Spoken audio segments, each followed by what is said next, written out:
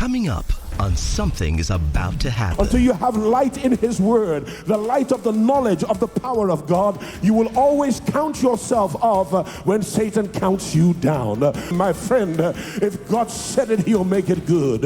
If He spoke it, He will bring it to pass. Everything else you're going through will pass away, but God's purpose for your life, it will come to pass. If this is your word, I want you to shout, "Let there be light in my life."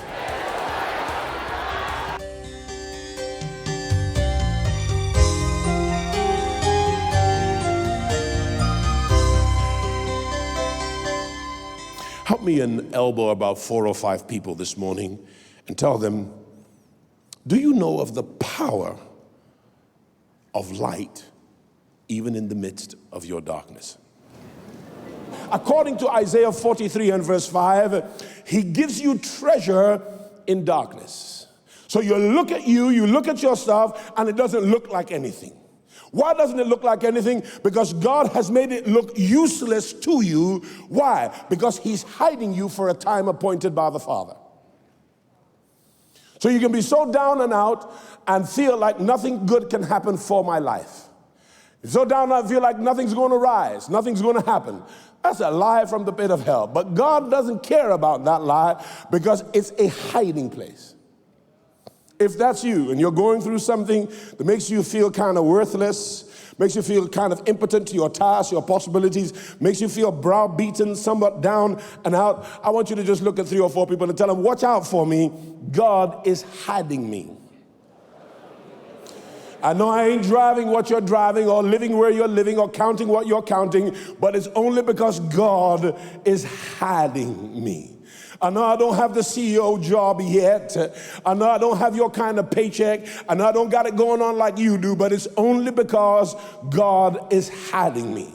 I know that you see me as a pariah and as a proverb and perhaps even as a byword, but don't count me out yet, friend, because all of that is the hiding place for God's glory. I know that because of my circumstances, I look like least likely to make it.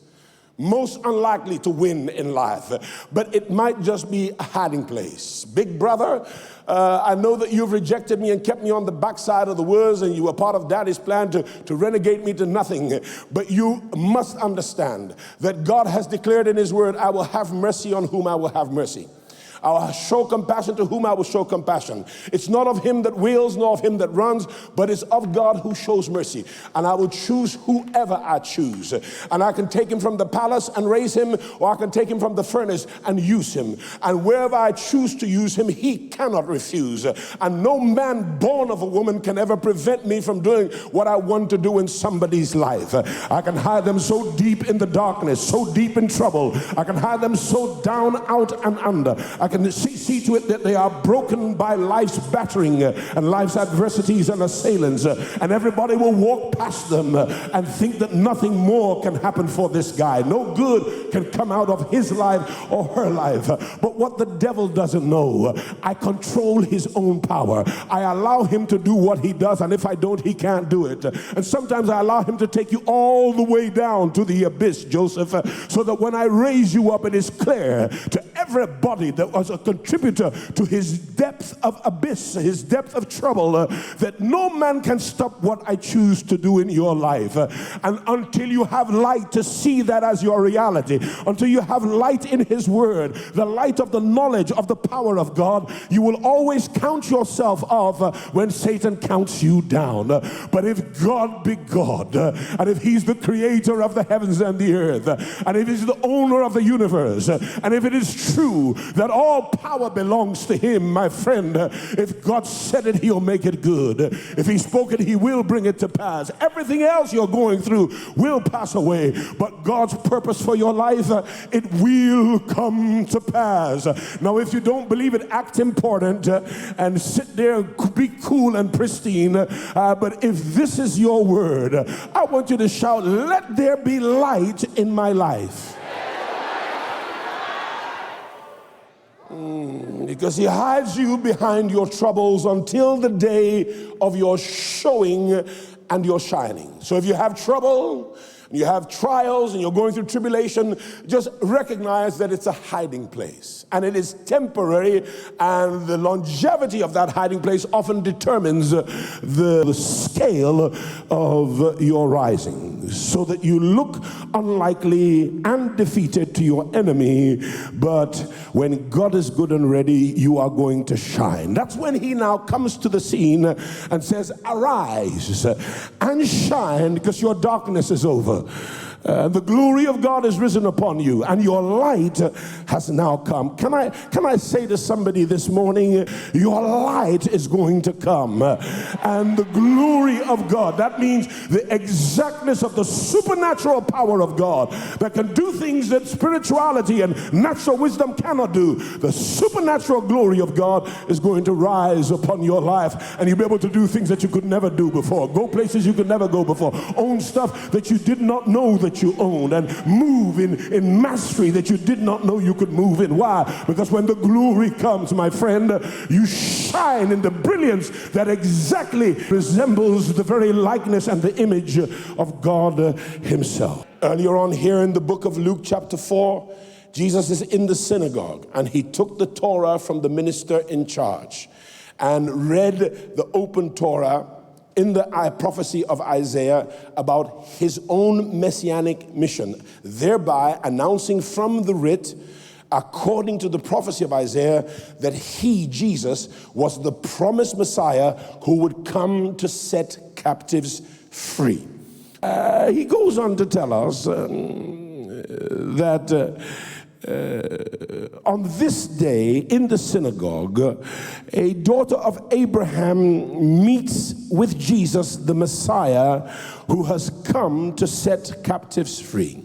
In that time, women were not allowed to go into the sanctuary of the synagogue, so he must have met her somewhere on exiting the sanctuary on the grounds or on the campus where the synagogue was. And the text reports that her diagnosis is a spirit of infirmity. And this is a very general or generic diagnosis for a range of ailments that persons suffered in those times. It's a Hebraistic way of declaring that the cause for this ailment, as with other ailments, was because of a spiritual attack. It was a spirit of infirmity. And as you read further in the text, her condition is one of the few in the Gospels that is afforded a description of her malady. And he goes on to tell us that she was bowed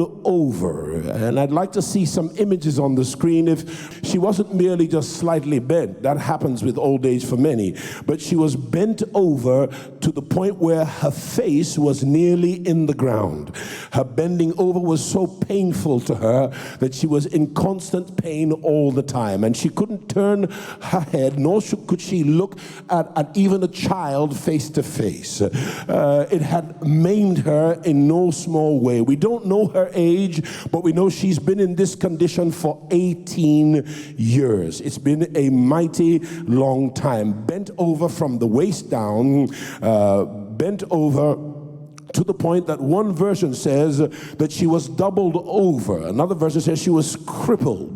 Luke 13 verse 11 in the Amplified. And there was a woman over there who for 18 years had had an infirmity caused by a spirit, a demon of sickness. She was bent completely forward and utterly unable to straighten herself up or to look upward. I practiced what it felt like to be her this morning for about 3 or 4 minutes, and I bent over and I tried to do stuff and talk to my staff, not being able to look them in the face. I felt like an idiot. I felt lower in self-worth than I've ever felt before. I tried to imagine this as a continuous condition, not for 18 minutes, not for 18 seconds, but for 18 months. Then I tried to consider what it would feel like for 18 years to have been in her condition. There was little that she could do, yet she made her way to the house of God. She made her way to where the presence of God was supposed to be manifest. She only sees down. She has never looked at a sunset. She's never looked at the stars. And if she wanted to look, she had to lie down and look up. Everywhere she goes, everybody's head was at least half a meter taller than her head. She's never had a face-to-face conversation in 18 years with anybody. She's always on a lower level. And you may say, well, Pastor, I'm not bent over physically. And that's true. I don't see anybody here who's doubled over physically. But often in Scripture, metaphors in the physical are really voices to other aspects and areas of our life. So while she was bent over physically, you might be bent over in your character. You might be bent over in your finances. You might be bent over in your relationships. You might be crooked in your charisma. You might be cast out in your personality. You might be bent and crooked and twisted and crippled in another area of your life. This woman was like this in the synagogue for 18 years. 18 years. 18 years, and could not look up at the stars, could not see the moon at night, could never see the sun. She could never speak face to face to anybody. She's always looked down upon by others because of her condition that has doubled her over from her waist down. She is physically sick. Her physical condition left her in severe pain all the time. Spiritually, she's suffering this condition because she's under attack from a spirit of infirmity that has come from the region of darkness to oppress her. But what the enemy did not know is that God was hiding her in the enemy's evil intention as the recipient of a miracle that will bring great rejoicing and great grace to that region and greatness to the name of Christ the Messiah. She is a woman of faith. She is a daughter of Abraham. She is a believer in the faith of the Israelites. And this goes to tell us that you can be a Christian and still have severe problems. Can I get a witness from somebody? And look closely at the woman. When she meets Christ, he does not cast a devil out of her because she is not possessed by a devil. She is oppressed by a devil. A believer cannot be possessed by the enemy. He can only be attacked from the outside and be held in limitation and in bonds, not by possession, but by oppression. She is demon oppressed, but not demon possessed.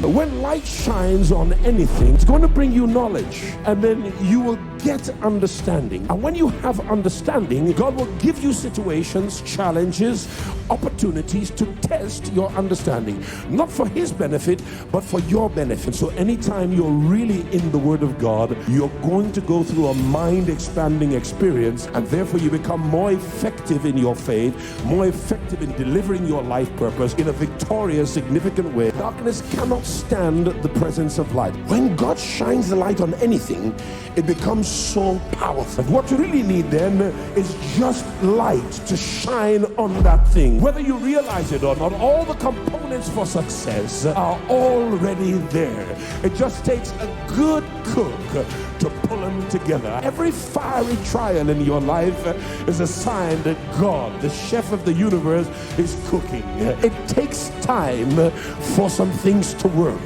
It takes time for patience to work focus. It takes time for focus to work presence. It takes time for presence to bring revelation. It takes time for revelation to give you confidence. God, in the way he designs your life, designs you with load-bearing capacity, because load is a similar word to weight. Weight or weightiness is the word for glory. Not everybody can handle glory, because glory and your ability to handle it must be designed into your weight-bearing capacity. It's time for you to stand up and stand out. If you stand now, the light is going to make you a shining, brilliant light of glory. Stand up to the glory of a new dawn in your life. It's your time to shine.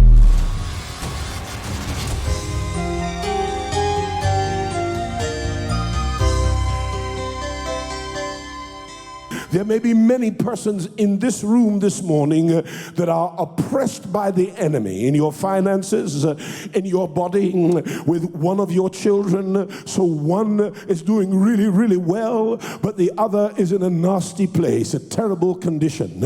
And just when that one comes out, the one that was doing well before ends up in worse trouble. And at the same time, it's costing you so much money that your finance, your economy is debilitated by these circumstances. Can I tell you something? You are dealing with the spirit of the enemy that has been launched against you, and God seemed to tie his hands because God said, what the enemy intends for evil, I will use as a hiding place until the appointed time when I will break the bonds and I'll release you from the infirmity or the tragedy or the trauma till you rise and shine, to know that had it not been for the Lord who was on your side, you would have been swallowed up.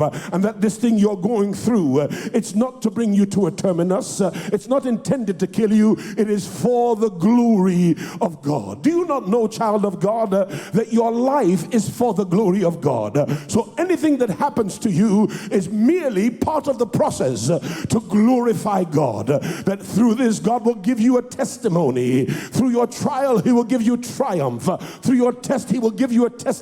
Through your mess, he will grant you a message so that you can glorify him, not merely by mimicking the words of song leaders, but from a song that comes from your deliverance, from a message that comes from your mess, from triumph that arose from your season of tribulation. This year, you might pass through some more trials, but by next year, your trial will become triumph. Your test will be your testimony. Your mess will be your message. God is using that thing as a hiding place from which he will launch you as a weapon of mass destruction to the wily devices of the enemy. If you believe it, shout yes, somebody. And so she is physically sick. She's demon oppressed. There may be people in this room who are oppressed by spirits of disappointment, spirits of lethargy, spirits of heartbreak, spirits of anger or release, sometimes in clusters, sometimes one at a time. So that what you're dealing with today is because of a spiritual attack. And as a believer, you're not possessed by the enemy, you're being oppressed by a spirit from the enemy. Jesus himself said, in this world you will have tribulation. And it is because you are a child of God that the devil is driven to harass you, to attempt to torment you. This woman is not only physically sick, she is suffering from a spiritual attack that caused this sickness. But the result is that she also now has a social problem. She's the object of children's nasty jokes. You know how children can be? People pretend to not see her when she's around. And they walk out of her line of sight. She's a pariah, a proverb, a byword in the society. She's the fodder for children's insensitive jokes. She can't look up at people's faces. She's always looking straight into the ground at close quarters. Her self-worth must have been so afflicted that she knows she can't get married. She knows that she can't bear children. She knows that she probably will never be a mother. She knows that to be normal is not likely in her life because of her physical condition. Her beauty is gone. Her youth is gone. Her social charisma is void. Her personality that has potential for charisma because she's fearfully and wonderfully made, it's voided. She is in a form of darkness. Whereas God has already made it possible for her to have victory and be normal like everybody else, but she cannot see it. Why? Because she's in darkness. She has been in this condition 18 years, and the longer the condition lasts, the deeper the darkness seems. She's been sick in this condition for 18 years, but what I admire about the woman is she was still in church. Ooh, shagabaha. in this condition for 18 years, but she's still in church, severely infirmed by a crippling debilitation to her spinal column, where she's stuck with her head lower than her waist, but she's still in church. She's the object of scorn and scoffing of a community of religious people, but she's still in church. Hardly does anybody pay her any attention, but she's in church before the doors open. She's in the house of God, perhaps even before the leaders of the church. She's going through all kinds of hell and high water, but she's in church. She resembles some of you who are squatting in the home of somebody who's squatting in somebody else's home, but you're still in church, dancing and praising and giving God glory. Or some of you who've been jilted by your husband or your wife, you're going through a bitter divorce, but still in the house of God, broke, busted, and disgusted, and still you're tithing because you believe that God is still on your side. Though hell may be against you, you have hope still alive in your heart that one day, I don't know which days, and she's done this for 18 years, one day God will show for me. Can I tell you something? Most people would have left church after a few months of her condition. Most people would have been gone from the house of God after a year or two of her condition. Not only would they have left the church, they would also have left God and tried another God, because this God in their minds doesn't work. What they don't understand is that delays are not denials. Pits are the road to the palace. Rejection from men is opportunity to be the chosen of the Lord. Most people would have given up on church, given up on God, and resigned themselves from what they were brought up to be and do. But this woman kept hope alive and seemed to know that if she kept on coming to the house of God, one day, if I keep coming, something is going to happen in my life, because you don't know which day. A word from God will illuminate that area of darkness and change your life completely. Some of you here, it's the word that was preached in your church that set you loose in different areas, brought you up to experience the power and the glory of God. You can actually remember the day, this sermon, its title, who was sitting beside you, because it was a milestone, it was a Rubicon, it was a watershed moment in your life that you heard a particular word that changed your life forever. And this woman had probably had some kind of encounter like that, or heard of somebody's encounter, and she kept her hope alive that one day I'll hear a word. Somebody will say something to me. The oracle of God will speak, and my life that is so crooked, so twisted, so bent will be straightened out. I'll find a straight path. My rough road will be made smooth. My crooked path will be made straight. My mountains will be belittled. My valleys will be exalted, and I will come out, and those who laughed at me for 18 years will rejoice with me for the rest of my life. They will know that if God before you, who can be against you? If God is on your side, there is a day appointed for your victory. If you believe it, I want you to shout, "Let there be light in my life." But look at this woman. She's praising God, yet all of her savings are depleted.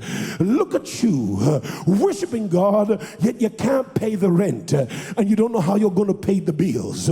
Look at you, still in the house of God, serving diligently as if nothing went wrong, but you don't know how you're going to survive the lenders coming to retract their mortgage, or you don't know how you're going to pay the school fees next term, because all hell has broken loose in your life, but you're like clockwork in the house of God. Look at me, friends.